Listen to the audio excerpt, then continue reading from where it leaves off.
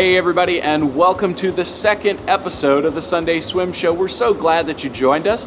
I'm Kevin Cargill, this is Matt Murphy, and this is the beautiful Westminster School Aquatic Center, home of many a state championship.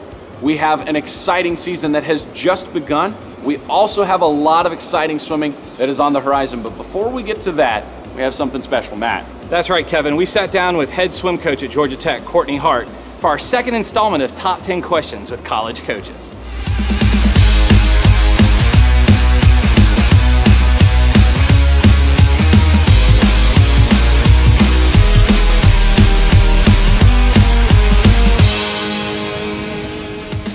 It's a great question. Academics is obviously very strong here at Georgia Tech, and so we as student athletes have priority registration. So we let the athletes know when our practice is going to be, so they can schedule classes around that. Inevitably, we have people that have to practice during class or have class during practice. So we have makeups, but we try to do the priority registration and really try to let them work around the swimming schedule as best as possible.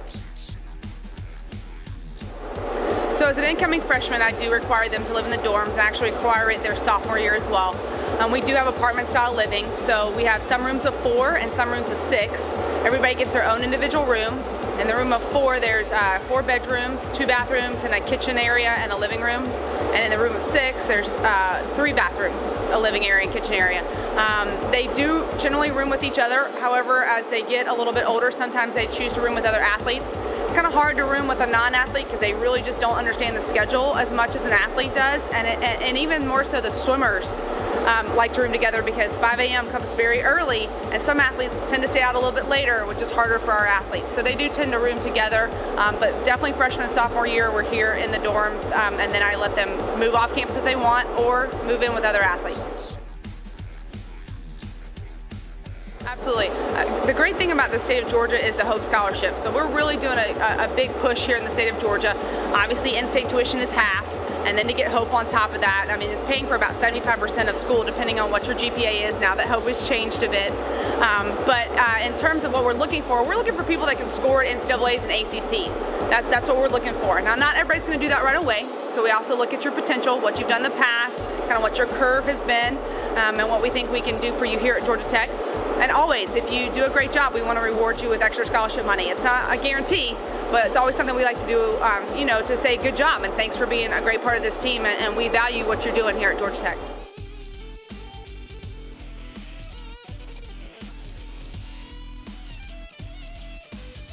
Yeah, great question. The academic support staff at Georgia Tech is great. We actually have an academic advisor, and then we have an academic coach, and then on my coaching staff I have an academic liaison, and then myself. So everybody's having about 4 people watch them academically to make sure everything's okay.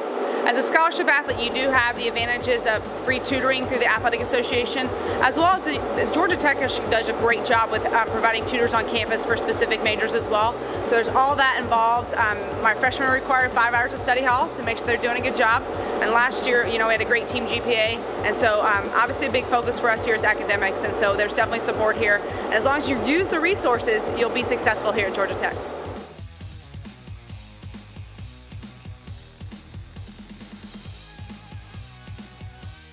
Yeah, so we have 3 different groups here at Georgia Tech. We have a sprint group, a middle distance group, and a distance group.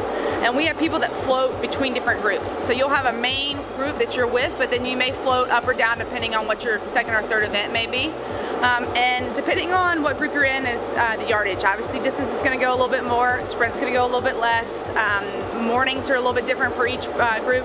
And really depending on where we are in our cycle is where, you know, you are yardage-wise. And so, you know, that's really hard to say with 3 different groups, but we do specialize. And that's one of the great things about college is that you do get to specialize and focus on your 3 main events. And then if you're on relays, even more events. So that's great. In terms of weight room, we do have a strength and conditioning coach that is assigned to us as a program. She does travel with us, and we definitely take advantage of that. Our sprinters and middle distance are lifting 3 times a week, and our distance groups lifting 2 times a week.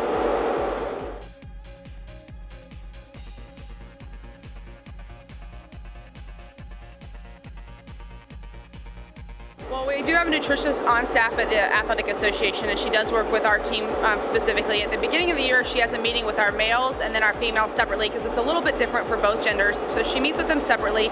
She's available all the time, and she'll come up with a program for you. I think the biggest thing for us is recovery.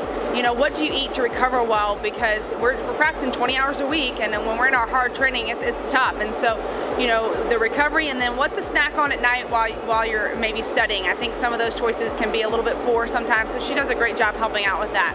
As well as in our dining halls, each individual entree has everything on it in terms of nutritional value, and they put a little green, yellow, or red sticker on it, letting you know what's good, what should be taken in moderation, and what's probably not that good for you every single day.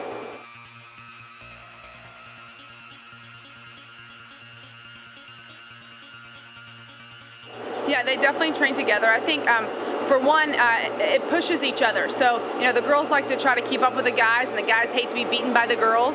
You know, so I think it's a little bit of a competitive advantage for both of them. We do train together every day except for Friday afternoon. I do split my men and my women up, so the boys can be boys and the girls can be girls. They'll generally do the same workout, maybe on a little bit different send-offs, but they'll do the same workout. But for the most part, we train together, and they really push each other, and I think that's one of the great things about being a combined program.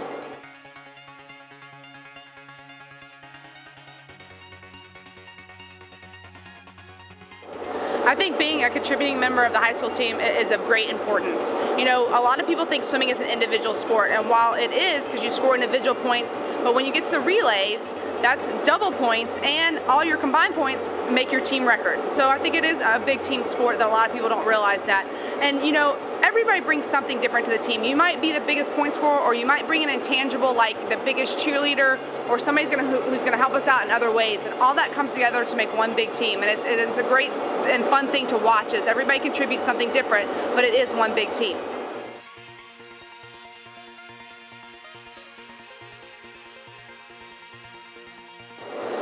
You know, we did a great job our past couple dual meets. Our last dual meet, we won 9 out of the 16 events, so that was a big step for us. And you know, we're just looking to get better. I want to, you know, improve our place at the ACC as well as make NCAAs. We've missed NCAAs the past couple years, but we have some young guys who are working really hard. We have some great freshman girls coming in. We have 11 out of 21 girls are freshmen, so we have a young group of girls.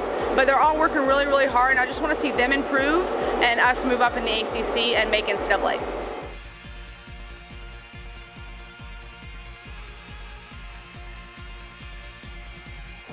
I think I have a great quote on my wall that I actually had in high school that I still have on my wall today, is that I hate to lose more than I love to win.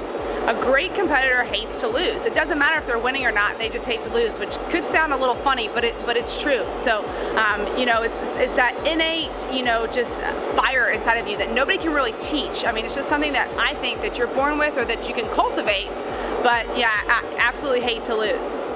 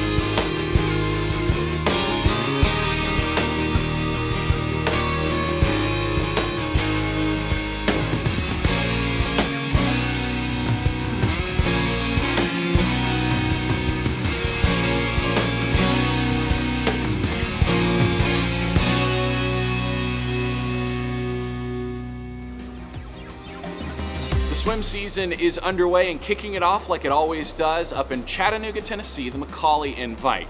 Congratulations to the Westminster girls who won the girls' side of the Invitational. The host team McCallie boys won the boys' side. But also impressive were a lot of great individual swims turned in by Georgia high school swimmers. In the 100 and 200 freestyle, Nicole Stafford from Westminster won both, and Knox Auerbach from Northview also won both.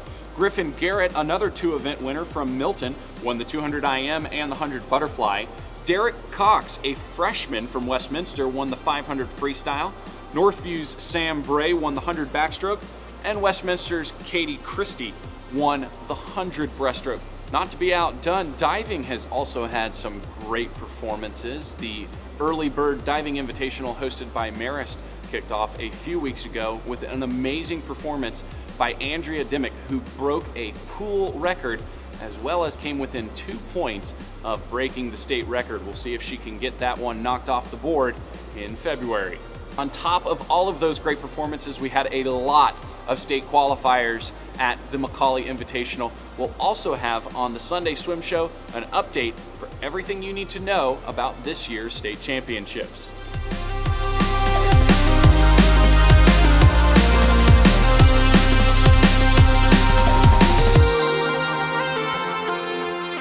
For many of us on the high school swimming level, water time is such a premium. We have to make the best use we can of all the water time we get. Coach Will Bear sat down with the Sunday Swim Show to share some of his philosophies and what he thinks is some of the best use of water time. Take a look.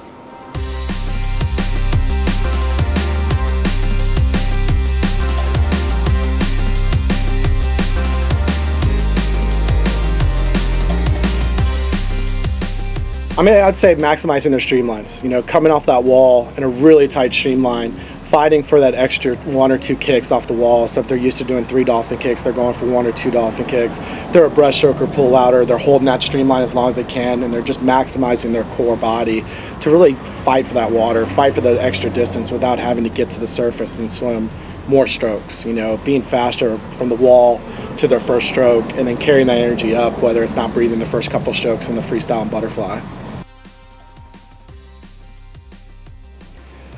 It gives you less resistance, you know, so if you're holding a tight streamline, you want to be streamlining from your fingernails all the way down to your toenails. You know, a lot of people just think just doing this is streamlining, whereas they should be really just squeezing in their ears, you know, tighten up their core as they push off the wall. And it just minimizes the amount of drag, you know, so if your fingers are like this in the streamline, it's not really streamlining. You're just halfway doing it. You know, fight for the whole thing and make yourself longer in the water. I think basketball, you look at vertical height, you know, and you look at vertical height from your top of your head to your toes. Swimming, you're talking about from your toes to your fingers, that's height, you know, so you could be 5'5", but if you make yourself 6 foot, you're going to beat that person who's 5'8", who doesn't make themselves 6'4". You're not in summer league, so you don't have 50 flies, 50 backs, 50 breaststrokes. So that third turn, you know, how you train is going to depend on how that third turn is going to be. So if you're training in a mindset, I'm just so tired, that third turn on the wall, you're going to be slow on that turn, you know. So if you're training to be fast in those turns every single time or fast into the finish, you know, going into like what we call the finish zone is not breathing, you know, every time. So if you're doing 5 100s on 2 minutes, that's easy, but you know, you could be working on not breathing inside the flags to that finish, because when it comes down to when you're racing somebody else, tenths of seconds matter, from winning to not, to making a state cut to not making a state cut, you know, so you want to maximize every opportunity you have to have tenths of seconds off your time, you know, without having to work harder, just doing the little things smarter. The Sunday Swim Show has gone mobile. Go to sundayswimshow.com on your iOS, Android, or BlackBerry device to stay up to date with the Sunday Swim Show. The Sunday Swim Show is excited to announce the Friends Unlimited Swimmers and Divers of the Week. I think I started the season off pretty well. I was proud of my performance at the Marist Early Bird, but I do know that I have a lot to improve on. But I think that my hard work at the beginning of the season has paid off so far. The season's going pretty well. I've already made state, so that's good. We've got some good coaching this year for both swim and dive team, and we look forward to having a good season. We've got a couple more meets left to go, and we're all pretty excited. I think it's going really well. We're doing better at the beginning of this year than we did last year, and we won our first meet, which was really exciting. So we're just really excited for the rest of the season. I believe I've started my season with a bang, and I can only hope to improve as the season goes on. Okay, my goal for this season, when I think about that, I think about state. And so for state, my goal would be to do better than I did last year, and preferably to make top 10 this year. Well, considering I've already made state, I'm looking forward to doing the best and score the most points I can and get top 16 in the state. This season, I really want to break some of our records. I'm a senior, so I want to break them before I leave so I can have my name up there. I'm really close to the 50 free, the 100 free, and the 100 back. I plan to make 4 or 5 events in state, and I just hope that I can accomplish those goals.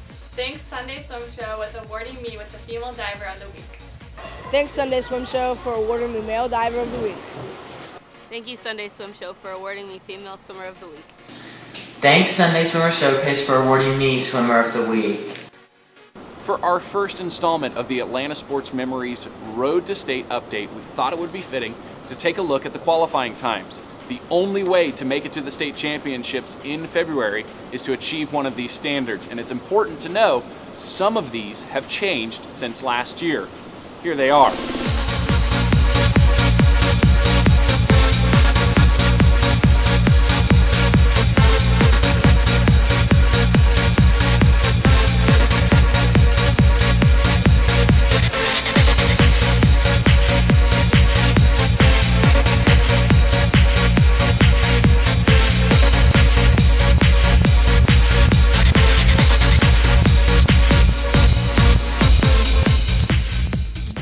Was your swim meet or your diving invitational not featured on this episode of the Sunday Swim Show?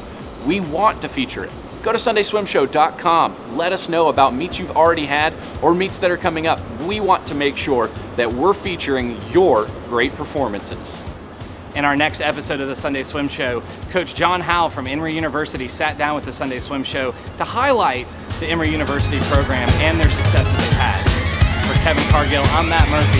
Thanks for watching.